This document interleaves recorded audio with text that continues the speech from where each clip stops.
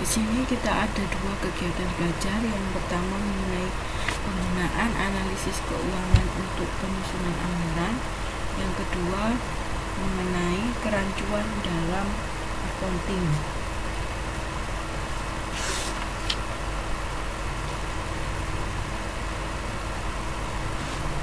Dalam penyusunan anggaran itu dapat digunakan analisis rasio. Contohnya ada rasio kas, rasio cepat, rasio lancar, serta yang lainnya. Nah, dengan menggunakan analisis rasio, itu manajemen dapat menentukan rasio ideal yang diinginkan agar perusahaan dapat dikelola secara efisien dengan menggunakan anggaran. Di samping itu juga agar perusahaan dapat bertahan dan berkembang walaupun pada masa resesi dengan cara menganalisis masa resesi untuk penyusunan anggaran. Kemudian untuk yang kerancuan dalam accounting itu kita perlu mengetahui kerancuan-kerancuannya. Kenapa? Karena istilah tersebut dapat digunakan dalam penyusunan anggaran dalam kaidah bahasa Indonesia yang semestinya. Sehingga sebelum mempelajari cara menyusun anggaran itu sebaiknya kita memahami terlebih dahulu istilah yang tepat dalam accounting.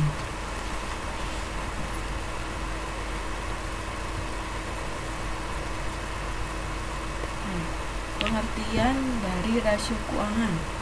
Rasio itu menggambarkan suatu hubungan antara suatu jumlah tertentu dengan jumlah lain. Sedangkan untuk rasio keuangan sendiri itu adalah salah satu alat analisis laporan keuangan yang bermanfaat untuk keadaan keuangan perusahaan.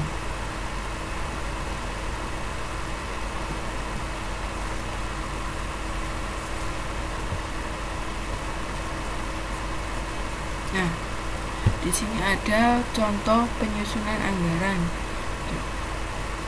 Misalnya data yang digunakan itu adalah data dari PT Ikro yang menginginkan rasio keuangan yang ideal untuk periode tahun 2001. Di situ ilustrasinya ya, ada rasio utang dan modal sebesar 30%, rasio cepatnya 100%. Itu bisa dilihat di halaman 8.3.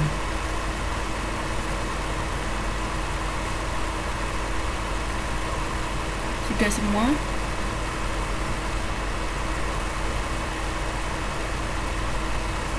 Waalaikumsalam. Udah nggak bisa mbak. Di sini udah sepi loh. Cuman ada suara laptop aja.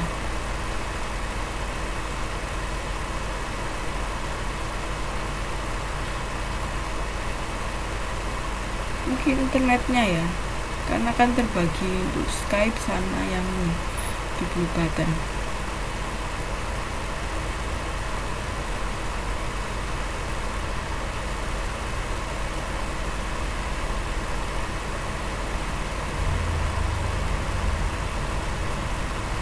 Oke, sudah dilihat ilustrasinya halaman 8.3 dari A sampai J.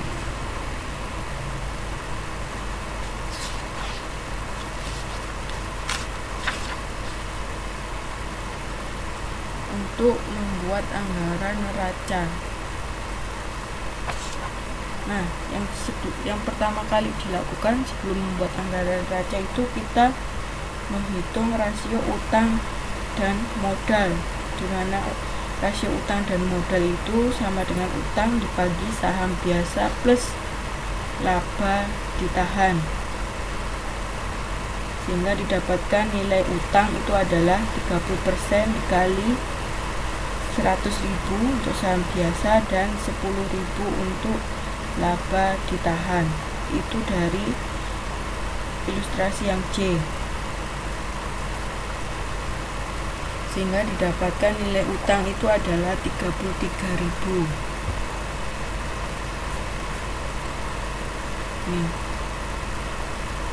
Kemudian total pasifa itu adalah utang ditambah dengan modal.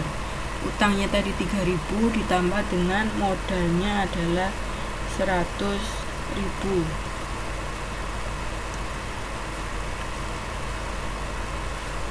Ditambah dengan 10.000. Ini ya.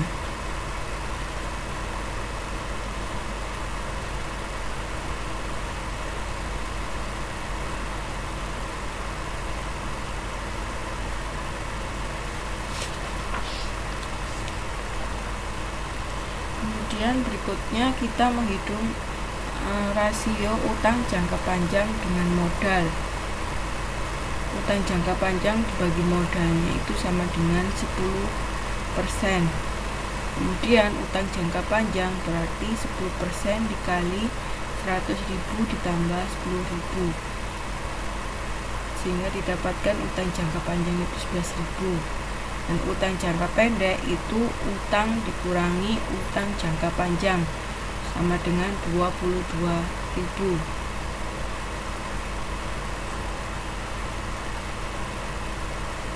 Kemudian berikutnya kita menghitung rasio cepat.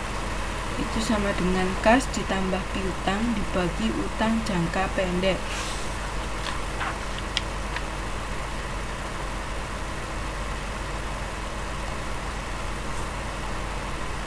Kasnya itu 100%.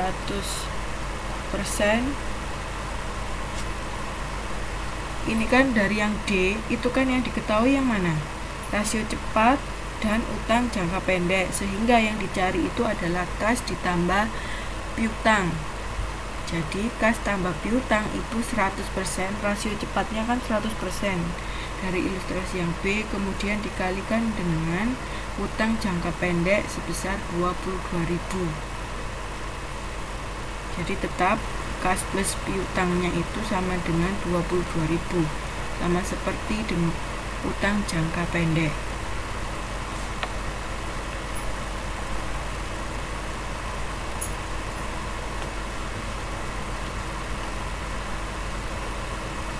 Kemudian ada perputaran aktiva, itu sama dengan jualan dibagi aktiva, itu 0,839161 kali, sehingga untuk mendapatkan nilai jualannya itu berarti perputaran aktiva dikali dengan aktiva. Jadi jualannya ketemu 120.000.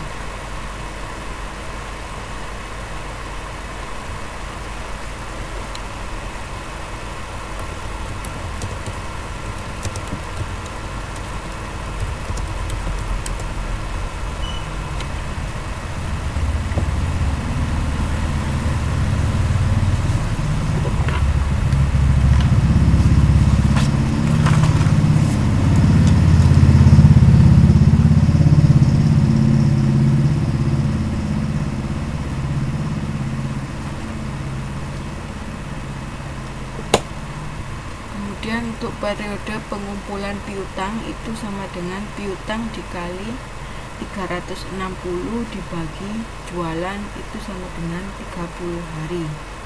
Nah, yang dicari itu adalah piutang, sehingga piutang itu adalah jualan dibagi 360 dikali dengan 30 hari. Didapatkan piutangnya adalah 10.000.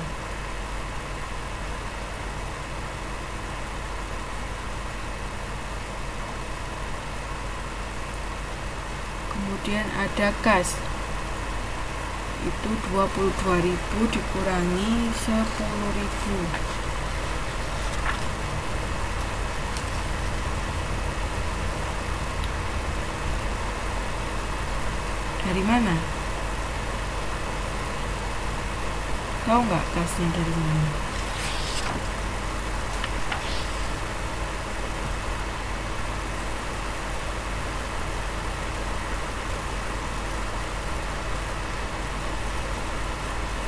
Ya, kas ditambah piutang itu kan 22.000. Nah, untuk mengetahui kas kita kan perlu mengetahui piutangnya. Piutang sudah diketahui 10.000.